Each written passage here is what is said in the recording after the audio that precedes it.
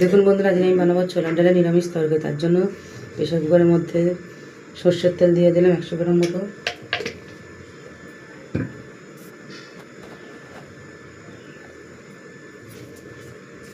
এটাতে 2টো শুকনো লঙ্কা, একটা তেজপাতা আর গোটা জিরে।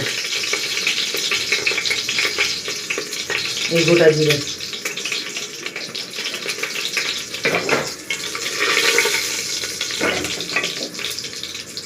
তেলটা ভালো করে গরম করে নেব। এটা ভালো গরম হচ্ছে, আমি ছোলার ডাল আর আলু এখানে কেটে রেখেছিলাম ধুয়ে, ওটা দিয়ে দিলাম।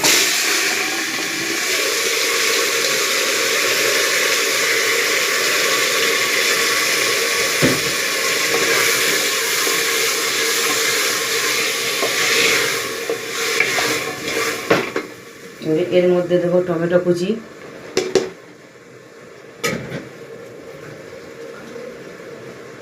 আদা বাটা, রসুন দেবো না, কেন এটা হচ্ছে নিরামিষ তরকারি, হোটেলের মতন হবে সেই জন্য। এবং এটাকে একটু নাড়াচাড়া করে ভালো করে একটু কষিয়ে নিয়েছি। তারপরে দেবো মশলা, জিরে, ধনে, হলুদ, গুঁড়ো লঙ্কা সব কিছু দিয়ে দিলাম।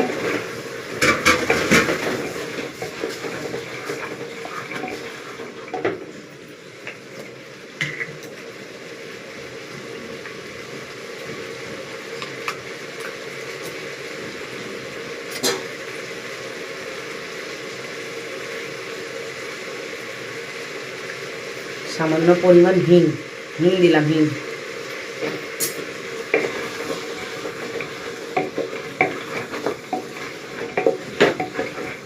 এটা হোটেলের বলো বা কোনো বিয়ে বাড়ি নিরামিষ ছোলা ডাল আলুর তরকারি, খেতে সেই স্বাদ। ভালো করে কষিয়ে নেব। দেখুন আমার কষানো কমপ্লিট হয়ে গেছে, শুকনো শুকনো হয়ে গেছে। এর মধ্যে পরিমাণ মতন জল অ্যাড করব।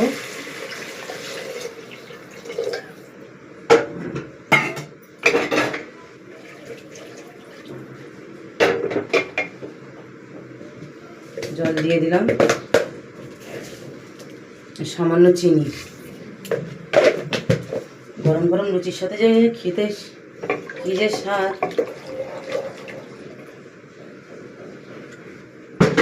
আমার নুনটা একটু কম হয়েছে, নুনটা একটু দিয়ে দেবো। ব্যাস কমপ্লিট আমার রান্না। 3টে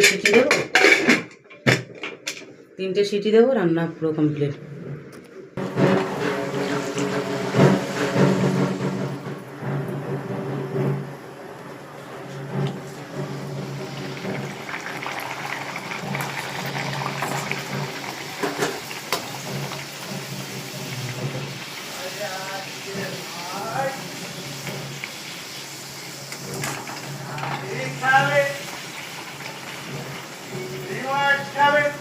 দেখুন বন্ধুরা, ফুলকো লুচি আর নিরামিষ ছোলার ডালের তরকারি কি সুন্দর। এইদিকে মাছ হলো, মাছ চাই মাছ, সকাল বিকাল ডেলি।